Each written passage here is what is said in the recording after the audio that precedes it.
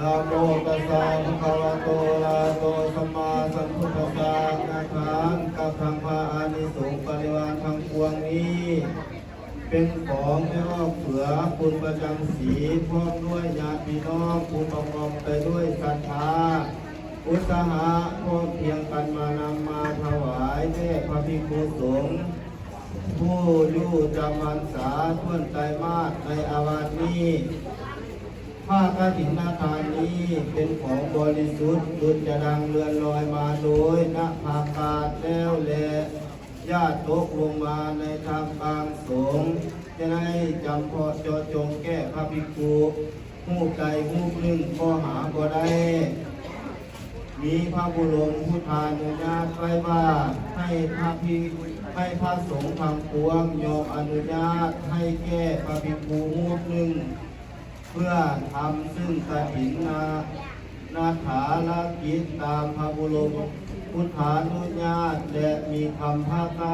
อัฏฐกถาจารย์ผู้หู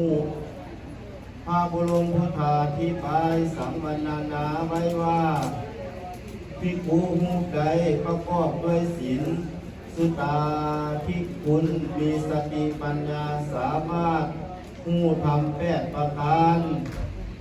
มีบุพกิจเป็นต้นภิกขุหูนั้นยิ่งสมควรเพื่อจะกระทำกฐินนาถาลกิจตามพระบุรมพุทธานุญาตได้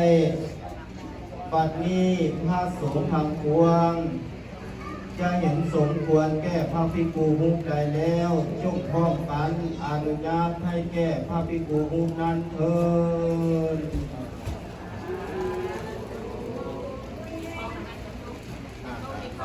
วันนี้เป็นวันยาเลิศเขาไม่สอบ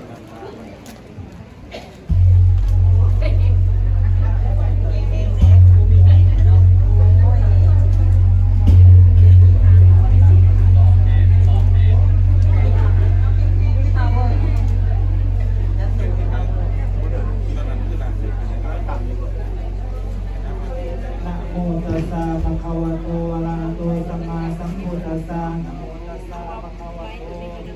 อะระหะโตสัมมาสัมพุทธัสสะนะโมตัสสะภะคะวะโตอะระหะโตสัมมาสัมพุทธัสสะผ้ากฐินนาทานกับทางผ้าอานิสงส์สาบริวารทั้งปวงนี้ข้าพเจ้าพิจารณาเห็นสมควรแก่พระอาจารย์